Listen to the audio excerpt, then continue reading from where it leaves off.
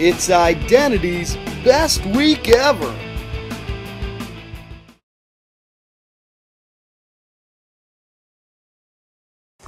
So John sent us this email notifying us of his new phone number, and unbeknownst to us, blind copies everyone in our office and probably everyone that he knows.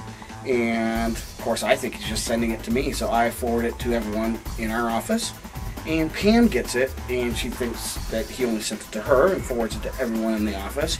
Paul does the same thing, and Chris does the same thing. Not exactly mastering technology that morning.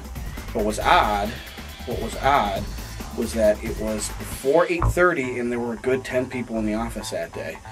And it's kind of like the modern day equivalent of that old shampoo commercial where he told one friend and they told two friends and they told two friends and they told two friends, and so on and so on and so on.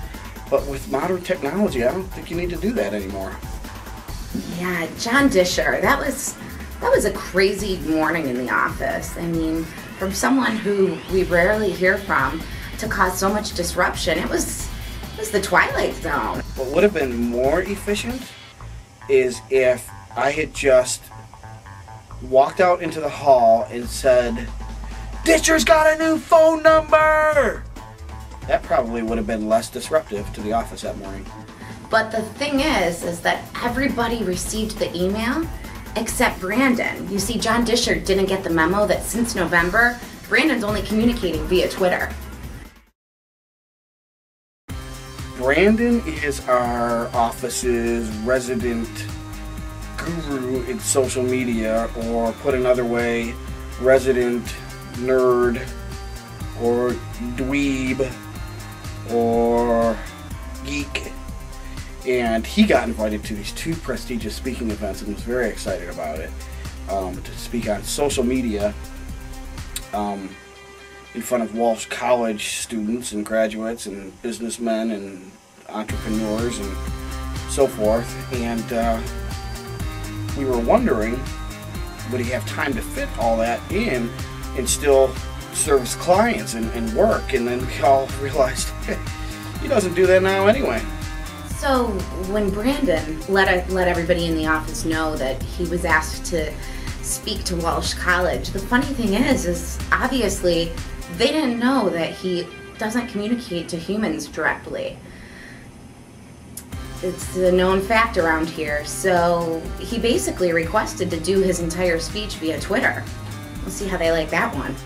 Not only is he Brandon 2.0, he's Brandon 2.1.4 with a new update coming next week. This week, when Amanda had to pretend to know a woman that she's never even talked to before, she thought it was a terrible thing to happen and awkward and weird, but what she doesn't know is that it was actually great practice. Yeah, it was. Her next initiative on our business development plan is to call random companies and convince them that they're a client and tell them that they have an overdue invoice. Oh, yeah. Oh, hello. Yes. So, Michelle. Yeah. How is your, family? Got a family? Yeah. Excellent. Yeah, and how's Joey doing? Yeah, you still talking to him, are you? Good, yeah. What village? So apparently this individual has a very cursory skill of remembering names. Andrea, Amanda. They both have two A's. They both have a duh. That's about right.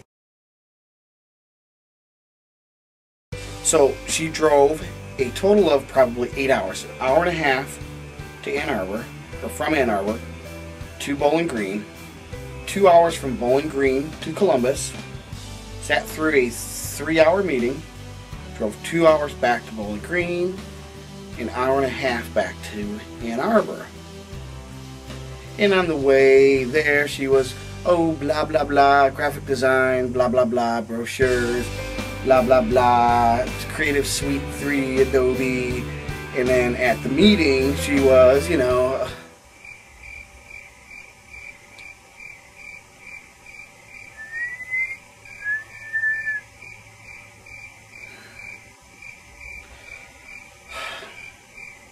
and then when we got back in the car, went back to our cars in Bowling Green, she was blah blah blah logos, blah blah blah brochures, blah blah blah graphic design.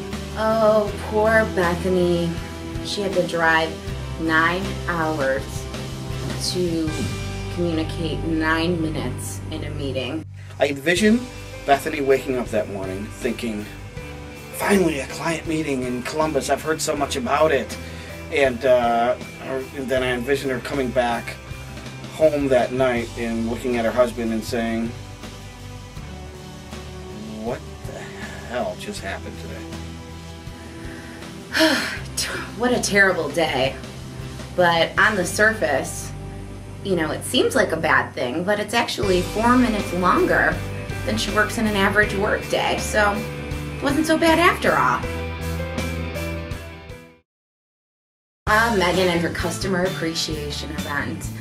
That was just a crazy day. She had to call every media outlet with Palm Beach in the headline. That, who knew, apparently they don't cover Palm Beach. I mean, that seems to make sense.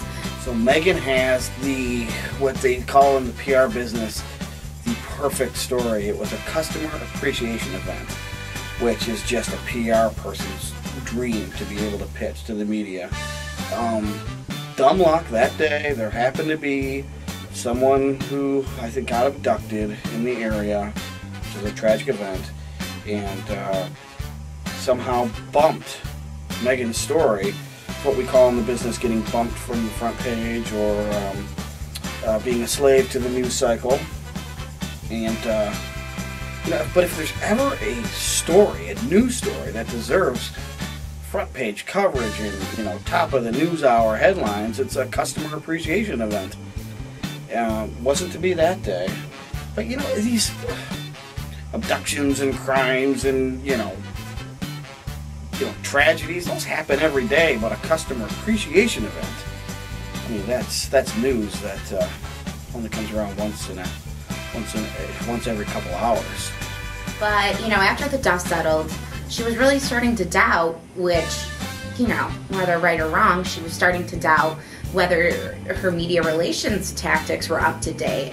So the last I heard is that she signed up for Brandon's social media lecture to make sure that she's up to speed on all the newest techniques. Hi, New York Times. This is Megan from Identity Marketing and Public Relations. You're going to want to sit down and grab a pen. Poor Stacy. That was such a terrible, dramatic happening. She had so much to deal with the client, and I mean, they were just completely mad, and she had to deal with their frustration, and of course she was upset and basically had to be talked off the ledge that morning. Stacy has this client who has a relationship with this particular magazine that if these two entities were found in nature, they would be natural enemies.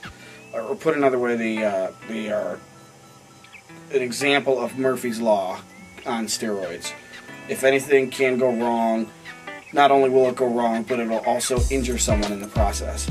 In this latest incident, Stacy was running around the office, dropping F-bombs, dropping H-bombs, dropping S-bombs, dropping B-bombs. I mean, I haven't heard that strong language since the last time I went into a biker bar. And I don't even use that kind of strong language. You know, you don't hear those type of words thrown around my house, even when the baby's eating out of the dog dish. But, you know, she's a Buckeye, so what do you expect? But the thing is that to further add to her frustration, Mark Winter tried to convince her that her right hand was actually her left hand. Who knew? There was little crimson-colored blood oozing from Stacy's pores and ears that afternoon, and I remember thinking, don't tell her that Ohio State lost last night. Don't tell her that Ohio State lost that night. But I did. It's Identity's best week ever.